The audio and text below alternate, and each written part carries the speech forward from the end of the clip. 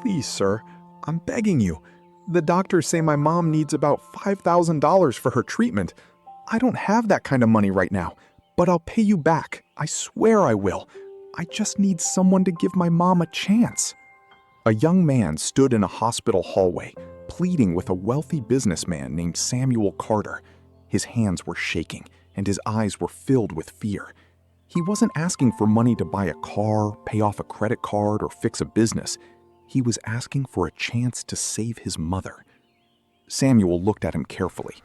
He had more than enough money to cover the bill, but something about the young man's words brought back a memory he hadn't thought about in years. Samuel remembered himself at 12 years old. Back then, his life looked completely different. His father owned a small clothing business, and Samuel had a comfortable childhood. He went to school, played with his brothers and sisters, and never worried about whether there would be food on the table. Then, one afternoon, his father died in a sudden accident. Everything changed almost overnight. Samuel's uncle took control of the family business and most of their property, leaving Samuel, his mother, and his 4 younger siblings with almost nothing. His mother became seriously ill, and there was barely enough money to buy food, let alone pay medical bills. Samuel was only 12, but he knew his family needed help. So he left school and found work at a local auto repair shop.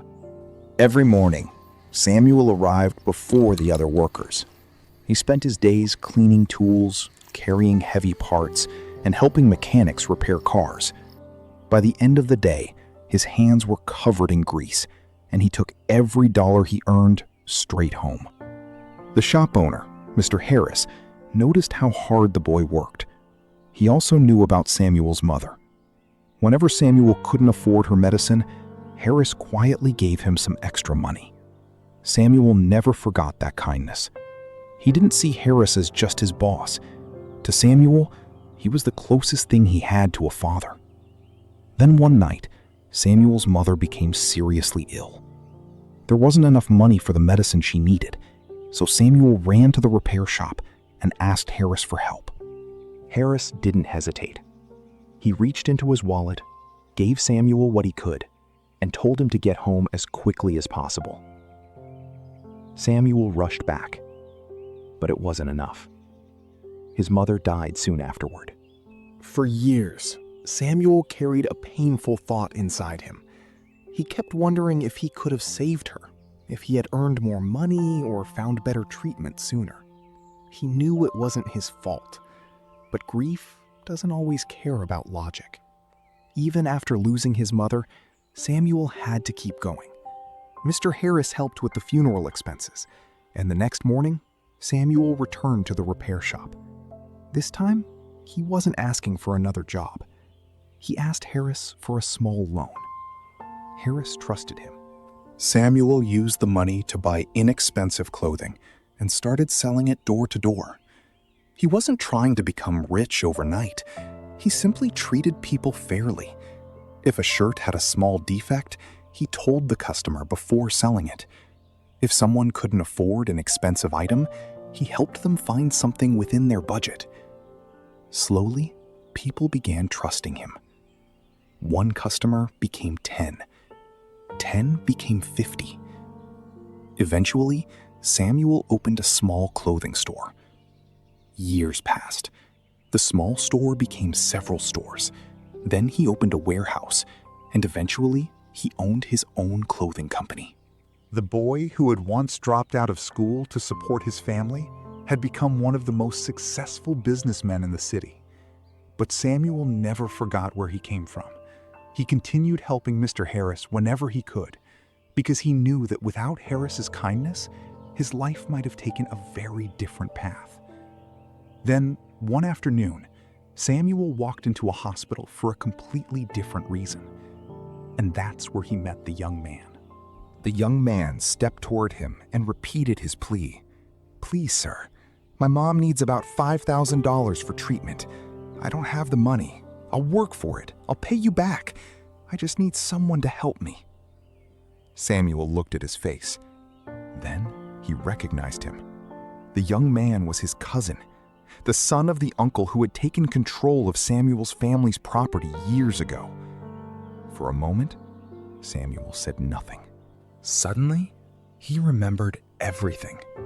His father's death, his sick mother, the empty kitchen, his younger brothers and sisters, the years of struggle, and the anger he had carried toward his uncle's family for decades.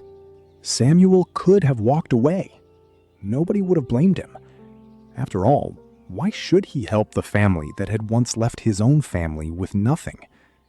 He looked at the young man again, but this time he didn't see his uncle's son.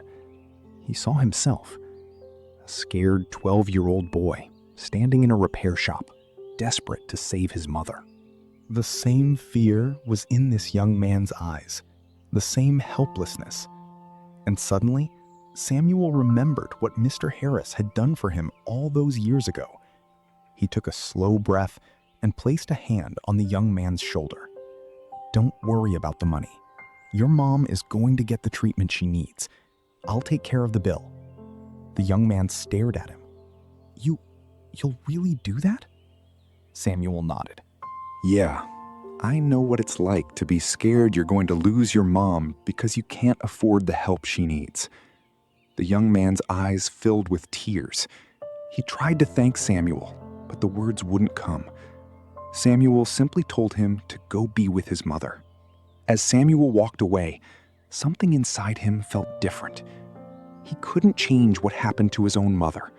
He couldn't go back and give that 12-year-old boy the money he needed.